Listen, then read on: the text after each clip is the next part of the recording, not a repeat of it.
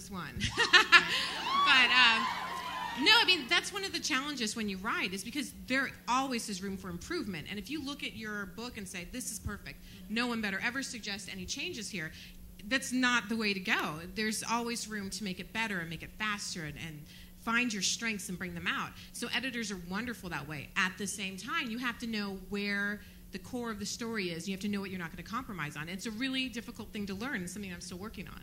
And in that same vein, Malin asks, some actors say they never watch their own movies. Is it the same thing with you in reading your own books, or do you sometimes sit down and reread them? Totally different thing, because by the time you have edited a novel, you've read it at least 200 times. There was a point in my life where I swear I had Twilight memorized from beginning to end.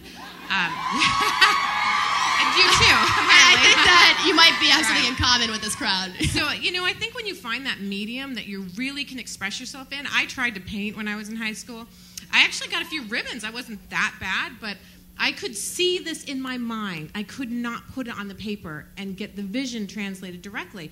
And then when I started writing a little bit later in life, finally I found my medium where I could really do it, and then I enjoy going back. I love reading the books over again, and that might sound really strange, but I get to go back to that world again, and it's fantastic. Right? Melanie asks, did you ever cry while writing a particularly emotional scene? Is that an awe moment? No, I cry all the time, and it always shocks me, too. At the end of The Host, for 3 chapters,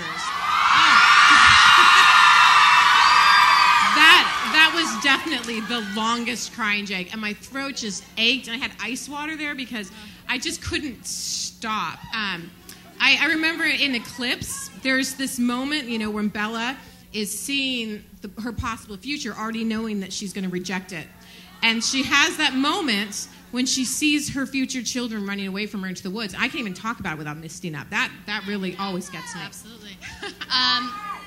Now, this is an interesting one. Ari asks, many feminists are raising criticisms about your characterization of Bella and her relationships with Edward and Jacob, suggesting that maybe Bella isn't the best role model for young women since she is strongly codependent. How do you feel about that?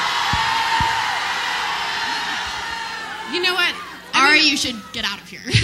You're in trouble. No, I get that, and it's something that it does make me a little bit angry because I can see where they're coming from. Yeah, Bella gets rescued a lot, but this is the thing. Here you have this human being who can probably lift, press 40 pounds like any of us, and she is surrounded by superheroes. Really, how do you hold your own there? But Bella does. And yeah, she can't, kung fu ninja in the alley, but is that really the measure of what makes a strong woman? Do we have to be able to...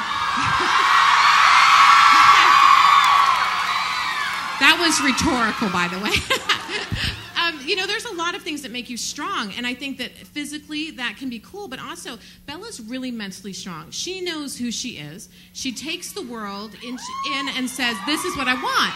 And I think that she's this really great example of what a normal, everyday girl can do with her life, and I think it's great. And I also think it's interesting because people are like, Edward does this, and so she has to react, and, she's dependent on these guys. But if you really think about it, she's kind of the one controlling both of them in a lot of ways. That's a point you brought up yesterday. That was a great point. Amber says, I know Jasper can influence people's emotions, but does that mean he could make someone fall in love with someone else? I thought that was a really cool question. I thought about that. If he wanted to, I think he could make people feel very warmly towards each other. But as soon as he left the room, they'd be like, what was that? So it wouldn't last. Jen asks, Bella has had an in-depth discussion with each of the Cullens about their pre-vampire life, except for Emmett. Are we ever going to hear more about Emmett's human life? Okay. So this is where those outtakes come into play, right? Emmett's and see, the thing about Emmett is he doesn't stress out over the past and have all these regrets and issues because he's Emmett, right? So to him, it's a very just fact story, and it's on my website, Emmett and the Bear. This is how he views life, and it's all just in the past for him. So I won't be getting into it more with Emmett's deep-seated regrets about the past because, he doesn't have any, so. Right. Brandy asks, how do you feel about Robert Pattinson as...